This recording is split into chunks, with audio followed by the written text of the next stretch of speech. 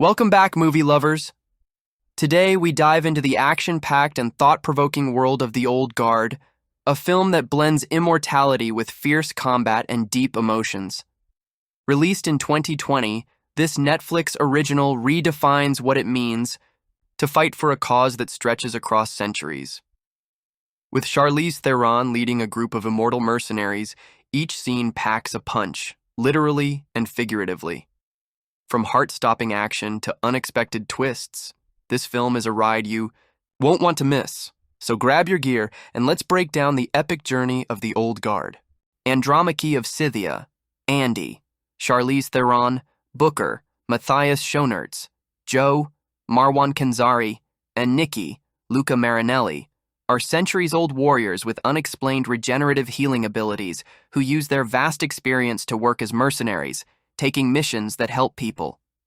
Breaking their rule of never working for the same employers twice, they accept a job from former CIA operative James Copley, Chiwetel Ejiofor, to rescue a group of kidnapped girls in South Sudan. Copley convinces Andy and Booker that the girls will be moved quickly by the kidnappers, and if they are, they will never be found again. During the mission, which proves to be a ruse, as there were no hostages, they are ambushed and killed. After quickly recovering and killing their attackers, they realize that Copley set them up and remotely filmed their regeneration. Andy is now worried that the CIA knows about her team's regenerative abilities. She decides to kill Copley. Meanwhile, in Afghanistan, U.S. Marine Nile Freeman, Kiki Lane, has her throat slit while taking down a military target during a house search, only to recover without a scratch. Later, she shares a disturbing dream with the other immortals, who are then alerted to her existence, as they experience dreams of any new immortals until found. Andy is also perplexed, as this is the first immortal find in over 200 years. Andy goes to extract Nile, while her team goes to a safe house in France to track down Copley. Andy tracks down a confused Nile and extracts her from Afghanistan before military personnel can transfer her for further testing. Copley shows the video of the ambush to pharmaceutical executive Stephen Merrick, Harry Melling, who sends operatives led by Keen, Joey Ansa, to capture the team. Dr. Meta Kozak, Anna Maria Marinka, is Merrick's head of research and wants to get her hands on a DNA sample to figure out how the immortals work. Andy brings Nile to a safe house in France, after Nile makes several attempts to escape, but finally accepts that Andy means no harm to her, where she meets the rest of their team. The group shares some of their past and reveal that they are not truly immortal. Their ability to heal eventually stops without warning, which happened to a previous immortal, Lycon. She is also told about the female immortal Quinn, Nyo Tan, Van, the first of Andy's comrades who was captured, accused of witchcraft, and lost to them when cast somewhere into the sea in an Iron Maiden, and has been continually drowning ever since for over $500 years now. The group searched for Quinn, but could never find her location. The group is ambushed by Merrick's forces. Joe and Nikki are captured and taken by Copley to Merrick in a private jet, while a seemingly deceased Booker is left behind. While Booker regenerates, Andy kills all of their assailants, but is wounded and realizes she is not healing. Booker locates Copley and Andy mounts an attack, while Nile separates from the group to reunite with her family. She says that she never had a choice in joining the Immortals and cannot identify with them.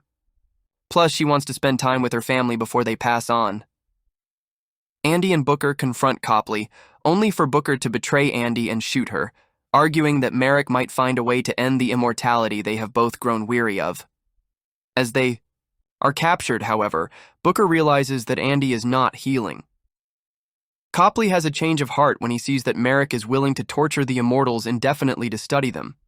Plus, Merrick wants exclusivity on immortal DNA and thus will never release them back into the world. Nile, having realized Booker sold out the group, when she checks her gun, it was without any bullets, and she knows that the guns were handed by Booker, arrives too late to intervene, but she convinces Copley to assist her in a rescue mission. Copley says that he sold the immortals out due to her own wife's demise due to cancer. He thought he was giving a gift to the world by ending suffering.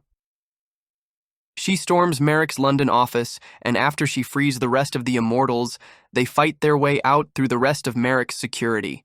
The whole team protects Andy and doesn't let any bullet get to her, with Nile saving Andy from Merrick by grabbing him and jumping out of a window, killing him.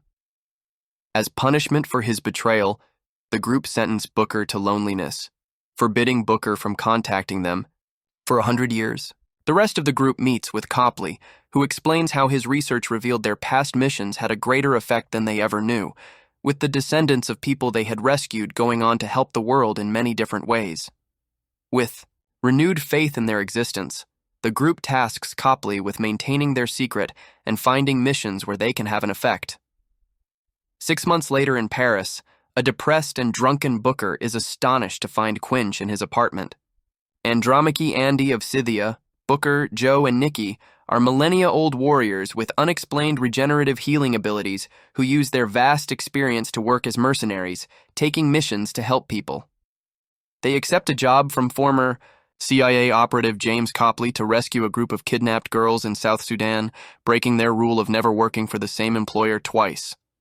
The mission proves to be a ruse, and they are ambushed and killed. They realize that Copley set them up to remotely film their regeneration after quickly recovering and killing their attackers. Meanwhile, in Afghanistan, U.S. Marine Nile Freeman is killed by having her throat slit while taking down a military target during a house search, but recovers and heals without a scratch. Later, she shares a disturbing dream with the other Immortals, who are then alerted to her existence as they experience dreams of any new Immortals until found. Andy tracks down a confused Nile and extracts her from Afghanistan before military personnel can transfer her for further testing. Copley shows the video of the ambush to pharmaceutical executive Stephen Merrick, who sends operatives to capture the team. Andy brings Nile to a safe house in France where she meets Booker, Joe, and Nikki. The group shares some of their past and reveals that they are not fully immortal. Their ability to heal eventually stops without warning. They share that this happened to a previous immortal, Lycon. That night, Nile dreams about repeatedly drowning in an Iron Maiden. When she shares her dream with the others, they tell her about Quinch, the first immortal aside from herself that Andy's found, who was sentenced for witchcraft and cast into the sea in an Iron Maiden approximately 500 years previously. The other immortals have been unable to locate Quinn, and she has been continuously drowning ever since, with Andy bearing the guilt for her punishment. The group is soon ambushed by Merrick's forces. Joe and Nikki are captured while a seemingly deceased Booker is left behind. Upon discovering the attack, Andy kills all of the remaining assailants while Booker recuperates, but she's mildly wounded and realizes she isn't healing. She hides this from Booker and Nile. Booker locates Copley, and Nile separates from the group to reunite with her family. Meanwhile, Joe and Nikki are transported to Merrick Pharmaceuticals' headquarters in London. When they kiss each other in the transport van, the paramilitary forces that are guarding them attack. Joe and Nikki kill all of the paramilitaries in the back of the van off-screen but do not escape. They are transported to Merrick's headquarters, where they are strapped down and tortured in the lab to observe their regeneration and take tissue samples. Andy and Booker confront Copley, but Booker betrays Andy and shoots her, arguing that Merrick might find a way to end the immortality they have both grown weary of. Booker realizes that Andy is not healing as they are captured. Simultaneously, Nile discovers evidence that Booker sold out the group, but she arrives too late to intervene.